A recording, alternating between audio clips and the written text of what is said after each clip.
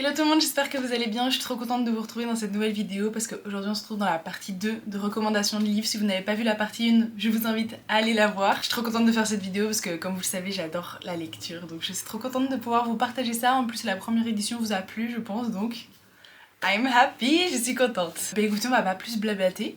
C'est parti. Bon, avant de commencer, je voulais vous faire un petit update de la partie 1. Donc j'ai fini la saga des Naturals. Très chouette, je noterai 4 étoiles en tout pour toute la saga. C'est vraiment cool si vous voulez un peu avoir tout cet univers un petit peu enquête, avec un petit peu de romance derrière. En plus on s'attache vraiment aux personnages, donc je vous la conseille. Si vous voulez savoir de quoi ça parle, j'en parle dans ma première vidéo, donc n'hésitez pas à aller voir. Franchement elle était très chouette, j'ai passé un trop bon moment.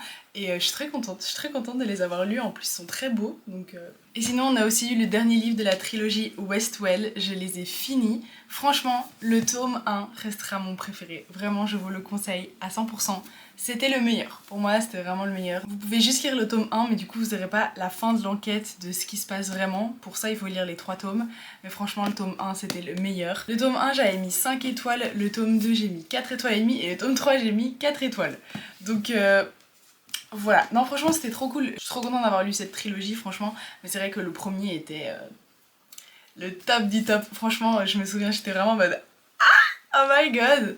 Donc au pire, je vous dis si vous lisez que le livre numéro 1 et que vous voulez pas lire la suite parce que c'est un peu long, je vous avoue, il se passe plus trop grand chose, il se passe des trucs mais en même temps, voilà, genre vraiment les 400 premières pages de ce livre là j'ai l'impression que c'était un peu inutile. Voilà, sachant qu'il y en a 500. Mais du coup, si vous lisez que le premier tome et que vous avez la flemme de lire les deux autres, envoyez-moi un message et je vous spoilerai à la fin. Si vous voulez. Mais du coup là, non franchement c'est une trop bonne trilogie. C'était ma petite update de la dernière vidéo parce que j'étais en pleine lecture en cours quand je vous les ai présentés. Si vous voulez savoir de quoi ça parle, c'est sur ma première vidéo aussi. Donc voilà, je voulais juste vous faire ce petit update et on va commencer avec la recommandation des livres. Bon, du coup on va commencer avec de la romantésie. Vous les connaissez, les Force Wing, franchement ils sont incroyables. Bon du coup il y a Force Wing Iron Flame et il y a Onyx Storm aussi qui je pense sort le 30 juin, si je me trompe pas, je vais vérifier. Il sort le 18 juin en français. Vraiment je sais même pas par où commencer. Force Wing, je pense que ça a été l'expérience la plus de ma vie parce qu'en fait j'avais jamais lu de romantasy, c'est la première romantasy que j'ai lue et j'ai adoré. En plus j'ai dû lire ça pour l'école. Me demandez pas, ma prof de français c'était la meilleure. Je vous avoue, Iron Flame, je ne l'ai pas encore fini parce qu'en fait ce qui m'a perturbée, c'est la taille de l'écriture. Elle est super petite et du coup j'ai beaucoup de mal à le lire. Moi je préfère quand c'est écrit un peu plus gros. Je vais essayer de vous montrer, mais je sais pas si je vais réussir à vous montrer en fait. Bon du coup voici l'écriture dans Force Wing. Elle est petite, mais ça va. Et je vais vous montrer dans Iron Flame. Alors je sais pas si vous voyez la différence, mais moi je l'ai senti et j'ai du mal du coup à le lire, mais je vais absolument le finir parce que l'histoire était incroyable, donc je suis sûre que ce livre-là aussi est incroyable, juste j'ai beaucoup de mal parce que j'arrive pas à me faire à l'écriture. Je vais absolument le finir et avoir la suite en fait. Je vais vous expliquer l'histoire, hein, je vous rassure, mais là je vous dis juste ils sont magnifiques et c'était incroyable. Je vais vous enlever la jaquette pour vous montrer. Après je sais plus s'il y a encore les versions collector qui sont en magasin, peut-être. Déjà, la cover s'il vous plaît. Non mais regardez-moi ça, c'est trop beau. Il y a un tout petit peu de brillant qui est parti sur celui-là parce que je l'ai lu sans la jaquette parce que la jaquette m'ennuyait. Et à l'intérieur, oh my god, on a un petit dessin comme ça et on en a un autre de l'autre côté si je me trompe pas. Ouais. Voilà, non mais franchement, incroyable. Et sur la jaquette, on a ce petit poster. Il est magnifique. On peut se le dire, je vais enlever la jaquette. Voici à quoi il ressemble. Il est trop beau. Et on a aussi des petits dessins. C'est pas les mêmes que... C'est pas les mêmes dessins que dans le premier, mais franchement, c'est trop beau. Et il faut vraiment que je termine, parce que c'est incroyable. Ah oui, et on a aussi le poster, du coup, sur la jaquette. Non, il est trop bien, il faut trop que je termine. Et tout le monde m'engueule parce que je ne le termine pas, mais je vais m'y mettre. Je vous jure, je finis mes lectures actuelles et je m'y mets. Je veux finir ce livre avant le 18 juin, sachant qu'on est le 22 mai. J'ai encore un livre en cours, donc ça va être drôle.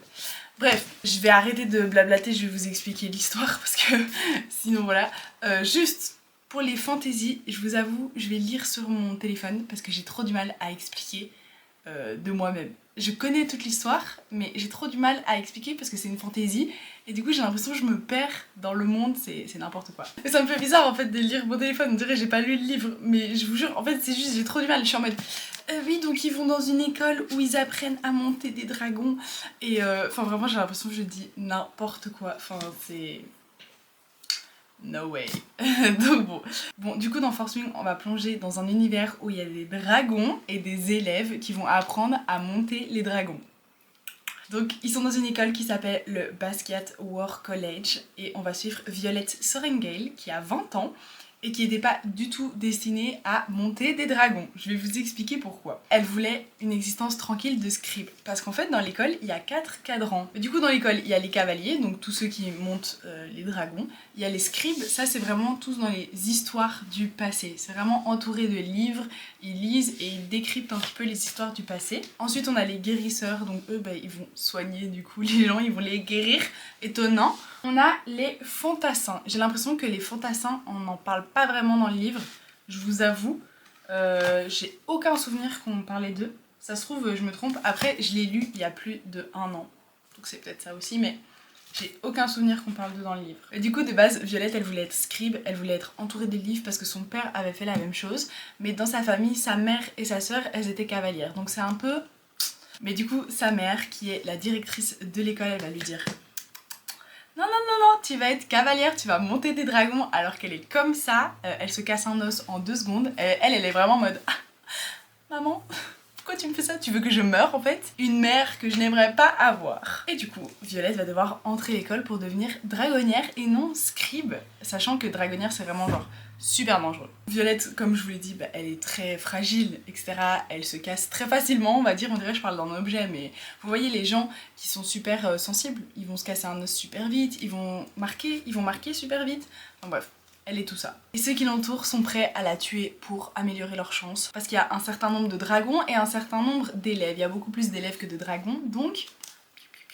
Enfin pas avec des guns, mais piou piou piou quand même. Et il y a quelqu'un qui la déteste, bien évidemment, c'est Xaden Riorson. Sorry pour ma prononciation, Xaden Riorson.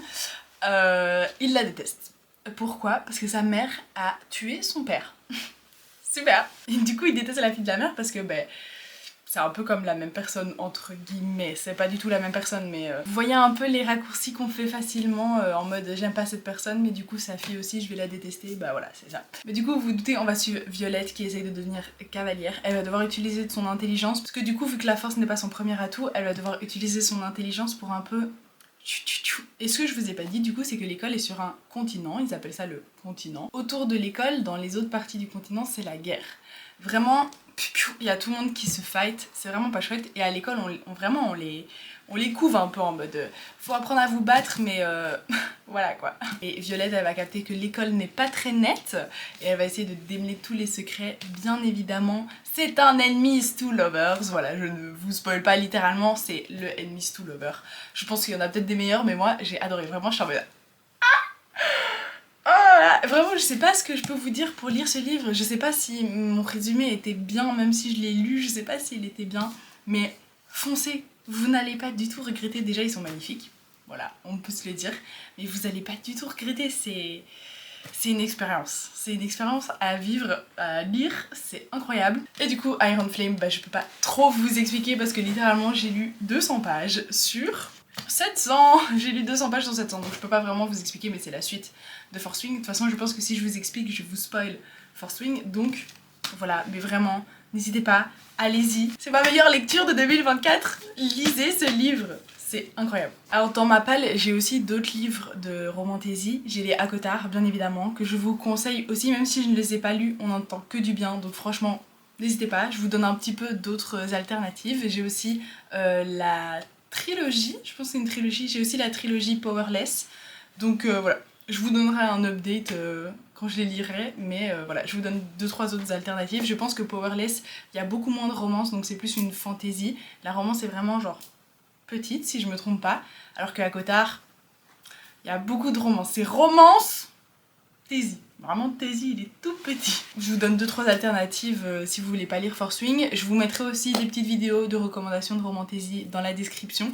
Donc n'hésitez pas à aller voir, parce que voilà, moi j'en ai lu que une, du coup, entre guillemets. Enfin, 2 avec Iron Flame, mais allez-y, j'aimerais bien trouver d'autres livres de romantaisie, donc si vous avez des livres de romantaisie à me conseiller, n'hésitez pas à le dire dans les commentaires, ça me ferait très plaisir. Bon, ensuite on va passer à de la dystopie. Alors je vais vous parler d'une saga qui est très connue, c'est les Shatter Me. Alors là je les ai pas tous parce que j'en ai certaines qui sont à mon logement étudiant et j'en ai d'autres que j'ai pas encore bien évidemment. Du coup ici on va plonger dans un monde qui a été détruit littéralement et qui est contrôlé par le rétablissement. Voilà, donc c'est un peu comme une organisation qui contrôle un peu le monde. C'est un peu comme si on avait un président, sauf que c'est horrible. Un peu comme Trump. Non, je rigole. Non, Trump qui veut faire son Hunger Games, on va se calmer tout de suite. Bref, c'est pas le sujet. Il y a une organisation qui dirige le pays et c'est horrible. Ils sont horribles. Et du coup, dans les Shatter Me, on va suivre Juliette qui a 17 ans et elle a une particularité, c'est qu'en fait, elle ne peut toucher personne parce que si elle touche des gens, ils vont souffrir et ils vont mourir. Voilà, littéralement c'est chouette, c'est chouette franchement. Et le rétablissement du coup l'a enfermée pendant des mois dans une prison pour justement qu'elle ne touche personne. Juliette elle a jamais compris vraiment d'où venait ce don. C'est pas trop un don vu que ça fait du mal aux gens, mais elle comprend pas pourquoi quand elle touche quelqu'un il souffre et il meurt parce que littéralement personne n'a ça autour d'elle, donc vraiment elle comprend pas d'où ça vient. Mais vous vous doutez bien, le rétablissement il dit mais en fait ça pourrait être une super arme. Littéralement, en fait, on a un humain qui touche des gens, il meurt. Bah venez, on va l'utiliser pour un peu des gens. Ok, pourquoi pas. Mais du coup, Juliette, elle va se dire, bon, est-ce que je deviens leur petit toutou ou est-ce que je me bats pour un peu leur dire non, en fait, je vais pas me laisser faire. Révolution. C'est très étrange, c'est une saga que j'aime beaucoup lire, on s'attache beaucoup aux personnages secondaires, j'adore, mais à chaque fois je fais une pause énorme entre chaque tome. Ne me demandez pas pourquoi, parce qu'il y a certaines sagas où je peux pas faire de pause. Par exemple la saga des Naturals, j'ai pas du tout fait de pause entre chaque livre, j'ai tout lu d'un coup. Et là, celle-là, je fais des pauses à chaque fois, mais après c'est des lectures très chouettes. Le premier tome j'avais noté 4 étoiles, celui-là je l'avais noté 4 étoiles et demie. Le troisième j'avais noté 4 étoiles et demie aussi je pense, ou 5, je ne suis plus sûre. Ils se sont fait traduire en français, il y a des versions collector qui sont très belles. Donc voilà, moi je les ai en anglais parce que c'était pas du tout traduit quand c'est sorti. Je peux vous montrer derrière, vous voyez il y a quand même beaucoup de tomes, mais franchement c'est trop chouette. En plus il y en a un nouveau qui va sortir ou qui est déjà sorti, je suis plus sûre. Je veux vraiment finir cette saga, sauf qu'à chaque fois je fais une pause énorme et je me dis attends c'est qui lui encore voilà. Et bien évidemment c'est un Enemies to Lover. Hey, vous allez voir, on a Adam, on a Warner, c'est une dinguerie, mais on s'attache vraiment beaucoup aux personnages. Vraiment, je les aime, et il faut vraiment que je continue cette saga. C'est très chouette. Il y a un petit peu moins de romance dans certains tomes, genre il y a des tomes où il n'y a pas beaucoup de romance. Genre par exemple, je trouvais que Shatter Me, il y avait de la romance, mais en même temps, pas trop. Mais après, vu que c'est une saga qui dure, c'est un peu logique que dans le premier tome, il n'y ait pas forcément beaucoup de romance, sachant qu'il fait seulement... Oui, il fait seulement 300 pages, quoi, donc... Ensuite, je vais vous parler d'un livre que j'ai pas du tout vu sur le BookTok. En fait, c'est un livre qu'on m'a fait lire pour l'école, mais je vous jure, il est trop bien. C'est aussi une dystopie. C'est la même prof qui m'a fait lire Force Wing. Donc... faites-moi confiance. Ça s'appelle L'année de grâce, c'est une dystopie un petit peu féministe. Je trouve que c'est pas forcément le premier sujet. On va comprendre au fur et à mesure de l'histoire que derrière il y a des intentions de dire mais en fait même dans le monde actuel ça ne va pas ce qui se passe. Donc franchement il est trop bien, je vais vous expliquer un petit peu l'histoire mais je vous le conseille à fond, je l'ai noté 4 étoiles et demie. Après oui, je donne des notes assez facilement mais je vous jure j'ai vraiment aimé. J'ai eu un petit peu de mal dans les 80 premières pages parce que c'est vraiment pour mettre un petit peu le décor. Moi à chaque fois je suis en mode ok mais sans plus. Et franchement après, mais j'ai dévoré le livre mais d'un coup quoi. Franchement il était trop bien, je vais vous expliquer l'histoire. C'est parti. Vous ne m'en voudrez pas pour ma prononciation mais dedans on va suivre Tierney. Mais du coup dans son monde, toutes les filles qui atteignent l'âge de 16 ans sont envoyées en exil. C'est chouette, c'est trop chouette. Que les femmes hein. Pas les hommes, bien évidemment. Pourquoi? Parce que les hommes pensent que quand les filles atteignent l'âge de 16 ans, elles ont une certaine magie. On va comprendre ce que c'est la magie au fur et à mesure de l'histoire. Peut-être que vous pouvez vous en douter dès le début, qu'en fait c'est pas forcément de la magie, mais voilà, je n'en dis pas plus. On leur dit vraiment que leur magie, elle est dangereuse et du coup faut les exiler pendant 1 an pour qu'elles perdent leur magie.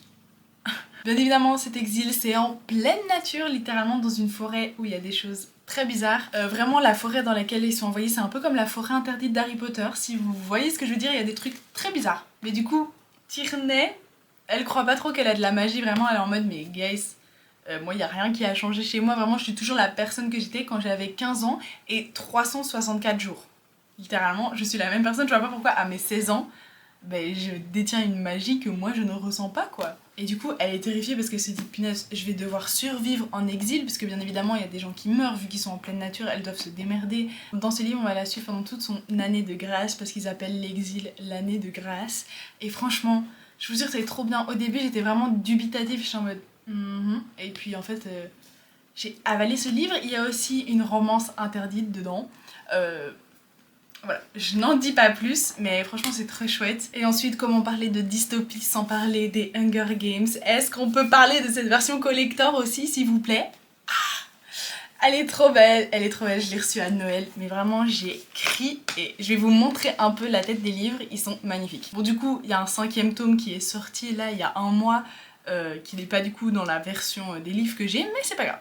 Voilà comment se présente le livre. Franchement, ils se présentent tous un petit peu de la même façon, juste bah voilà, ils changent de couleur et derrière il y a une petite quote. Voilà, trop beau, vraiment ils sont trop beaux. Je vous avoue, moi je ne les ai pas lus. Voilà, parce qu'en fait je veux les lire, littéralement bah, j'ai reçu les livres, je veux les lire.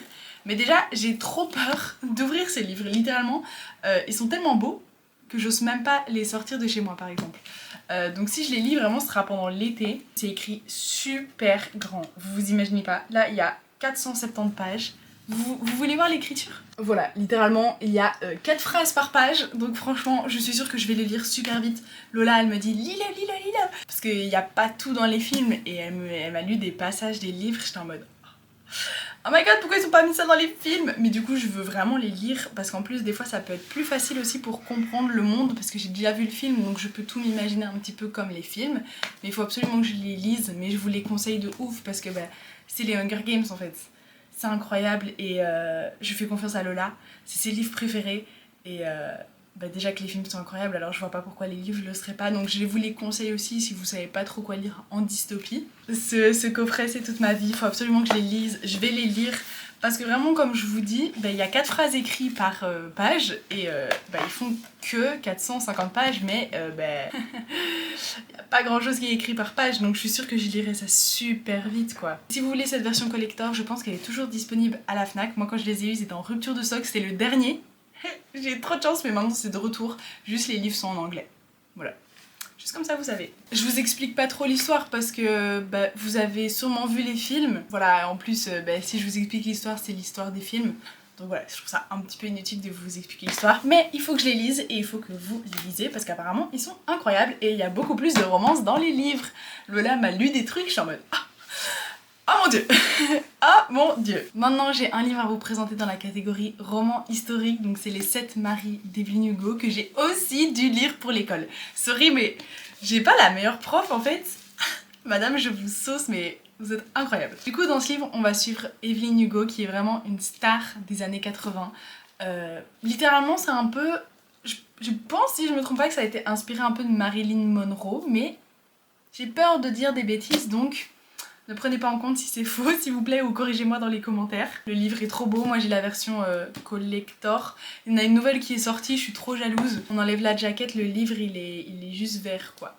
Mais la version collector en français, elle est magnifique. Mais du coup dans ce livre, comme je vous l'ai dit, on va suivre la vie d'Evelyn Hugo et de ses 7 maris. Et on va découvrir un petit peu tous ces scandales, tous les dramas qu'il y a eu dans sa vie. Elle va décider du coup à la fin de sa vie, donc quand elle avait plus ou moins 80 ans je pense, de faire une biographie. Parce que personne n'est réellement au courant de tout ce qui s'est littéralement passé. Parce que bien évidemment il y a les dramas dans les journaux etc. Mais on n'a jamais la vraie histoire et du coup elle se dit je ferais bien une petite biographie en fait de ma vie pour un peu que tout le monde soit au courant de la vérité parce qu'il y a des choses cachées, il y a des choses qui étaient fausses. Enfin bref, il y a eu plein de dramas, plein de secrets. C'est trop bien. Du coup elle se dit bon, je vais appeler Monique Grant. C'est une journaliste. Mais c'est une journaliste qui est pas connue. Donc déjà les gens ils sont en mode pourquoi est-ce qu'elle l'appelle elle et pas moi qui suis trop forte en journalisme. Elle se dit non, je vais prendre Monique Grant. Donc déjà dans le livre on a ce truc de pourquoi elle. Pourquoi est-ce qu'elle a pris elle? On ne sait pas, on le découvre à la fin. Un plot twist assez sympathique en vrai. On pouvait s'en douter mais vraiment très peu. En fait, on peut le deviner un petit peu avant qu'il tombe. C'est ça en fait. Parce qu'on se dit, c'est bizarre ça, c'est bizarre. Enfin bref. On va arrêter de parler du plot twist. Evelyn va convoquer Monique dans son appartement et elle va lui raconter toute sa vie. Donc on va avoir la vie d'Evelyn et aussi quelques parties qui se passent sur le présent. Donc on a toute l'histoire avec ses 7 maris, tous les secrets, les amours interdits, etc. Mais on a aussi une petite partie qui se passe au présent quand Evelyn raconte son histoire à Monique. Dedans on parle de violence conjugale, de relations LGBTQ mais dans les années 80. Donc franchement c'est super intéressant à voir. Ça fait de la prévention on va dire et en même temps c'est tout ce qui est un petit peu Hollywood, drama, etc. Franchement il est trop bien, j'ai noté 4 étoiles et demie aussi. Du coup je vais quand même vous parler un petit peu de romance, bien évidemment, de romance pure et dure. Je vous ai déjà présenté plusieurs new romance dans ma première vidéo, donc si vous voulez plus de recommandations romance, n'hésitez pas à aller la voir. Mais du coup on va commencer par Un Happy New Year qui est un livre écrit par 5 autrices.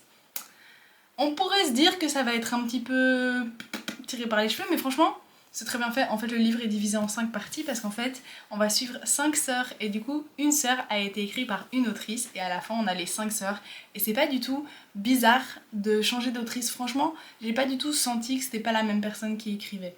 Voilà, juste pour vous dire au cas où, parce que on peut se dire 5 autrices, on va voir vraiment la différence entre chaque passage.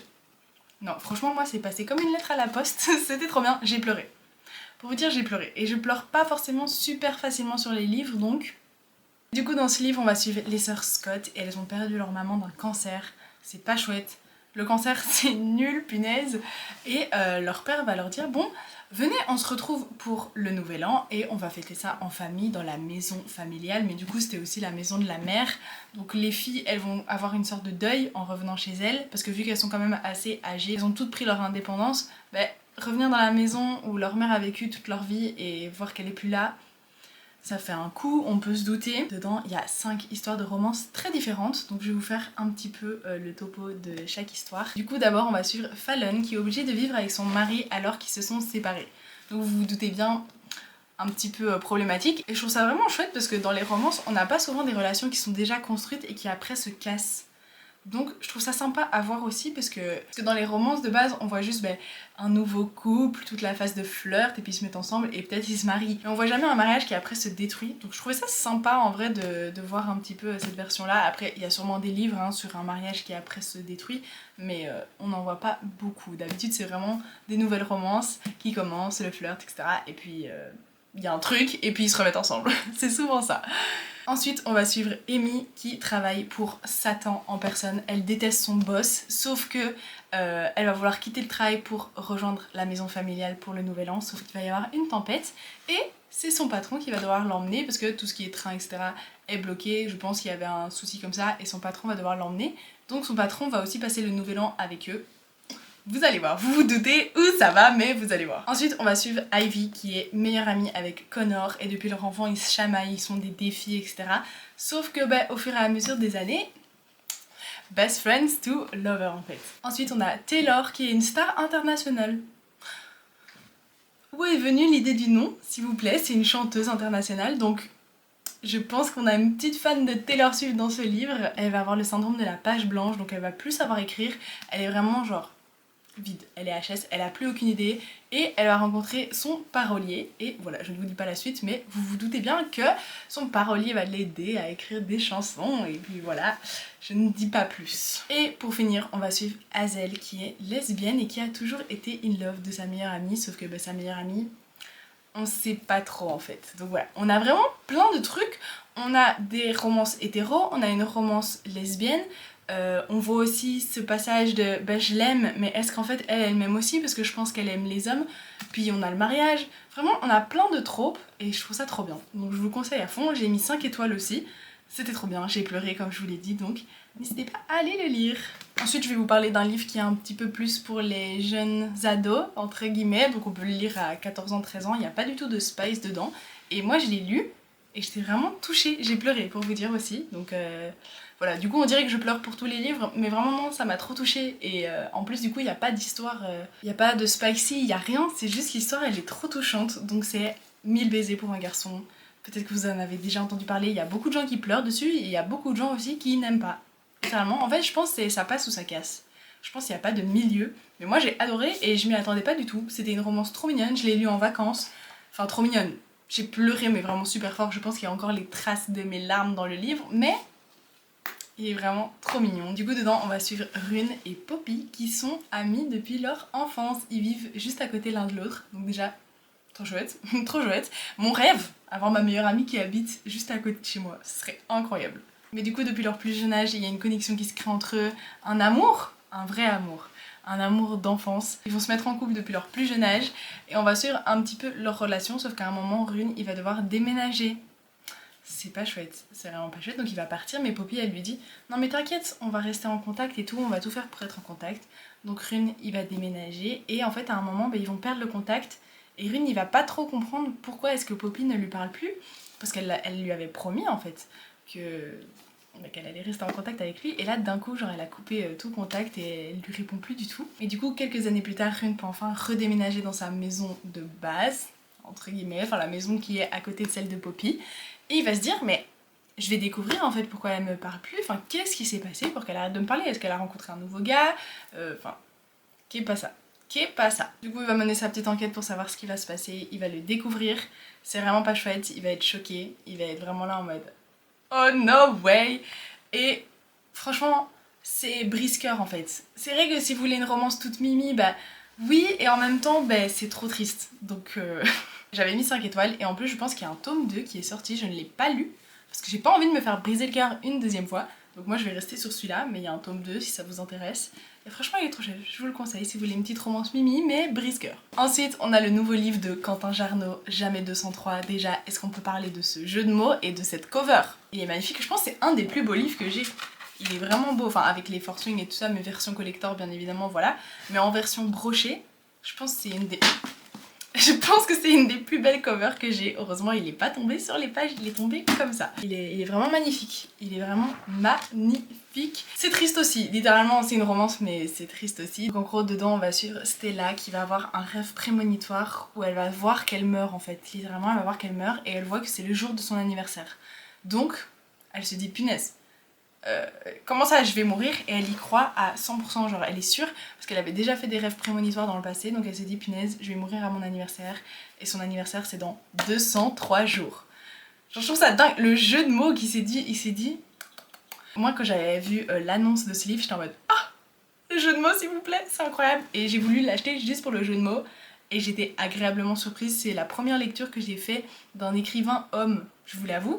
Moi, tous les livres que je lis, c'est des femmes qui les écrivent. Je sais que ça peut paraître cliché, mais vu que j'ai toujours lu des livres de femmes, je me suis dit, ah, est-ce que ça va changer quelque chose? Finalement, pas du tout. Hein.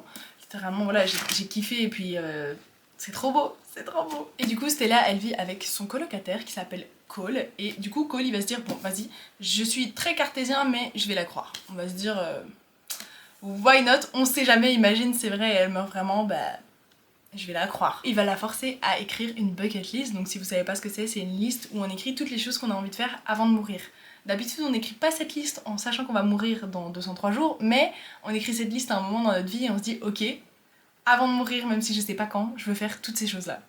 Littéralement, moi j'en avais écrit une. Vous pouvez aussi écrire des bucket lists pour l'été, où ça se passe que sur la période d'été. Et du coup il va lui dire écris une bucket list et on va la réaliser, comme ça tu auras fait toutes les choses que tu veux avant de mourir, parce qu'on sait pas vraiment si elle va mourir dans 203 jours. C'est un peu comme ils meurent tous les deux à la fin. Moi j'avais lu, j'avais pas du tout aimé ce livre et pourtant là j'ai beaucoup aimé. Ce livre est très touchant, il y a beaucoup de sujets qui sont importants dedans aussi. On parle beaucoup de la peur de la mort, parce que ça c'est quelque chose qui touche beaucoup de gens. Les gens ont peur de mourir, moi je suis contente, ce n'est pas une peur pour l'instant qui me touche. Littéralement je suis en mode bah j'y pense pas et tout, ok peut-être que je vais mourir demain mais j'y pense pas, et pour moi tout ce que je dois vivre va être vécu, et si l'univers me fait mourir à un certain moment c'est que j'ai vécu tout ce que je devais vivre. Mais du coup voilà, j'espère que je vous ai donné envie de lire quelques livres que je vous ai présentés, franchement moi je les adore tous. N'hésitez pas à foncer si vous voulez commencer la romantasy, la dystopie, le roman un petit peu historique. Allez-y, foncez, foncez, je vous en prie, ils sont incroyables, et si vous ne les aimez pas, bah je m'excuse. Voilà, c'est qu'on n'aime pas les mêmes choses. Du coup voilà, moi je vous fais de très gros bisous et on se retrouve la semaine prochaine pour une nouvelle vidéo. Bye!